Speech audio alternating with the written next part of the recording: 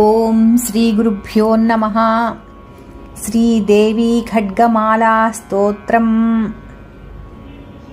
ह्रीङ्कारासनगर्भितानलशिखां सौं कलां बिभ्रतीं सौवर्णाम्बरधारिणीं वरसुधां धौतां त्रिनेत्रोज्ज्वलाम् वन्दे पुस्तकपाशमङ्कुशधरां स्रग्भूषिताम् उज्ज्वलां त्वां गौरीं त्रिपुरां परात्परकलां श्रीचक्रसञ्चारिणीम्। अस्य श्रीशुद्धशक्तिमाला महामन्त्रस्य उपस्थेन्द्रियाधिष्ठायी वरुणादित्यऋषिः दैवी गायत्री छन्दः सात्विकककारभट्टारकपीठस्थिता कामेश्वराङ्कनिलया महाकामेश्वरी श्रीललितापराभट्टारिका देवता। ऐं बीजं क्लीं शक्तिः सौः कीलकं मम खड्गसिद्ध्यर्थे जपे विनियोगः।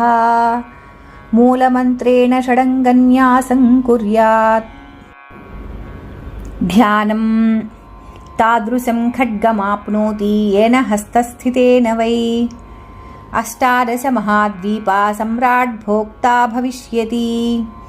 आरक्ताभां त्रिनेत्राम् अरुणिमवदनां रत्नताटङ्करम्यां हस्ताम्भोजैः सपाशाङ्कुशमदनधनुस्सायकैर्विस्फुरन्तीम् आपीनोत्तुङ्गवक्षोरुहकलशलुठत्तारहारोज्ज्वलाङ्गीम् ध्यायेदम्भोरुहस्ताम् अरुणिमवसनाम् ईश्वरीम् ईश्वराणाम् लमित्यादि पञ्चपूजां कुर्यात्।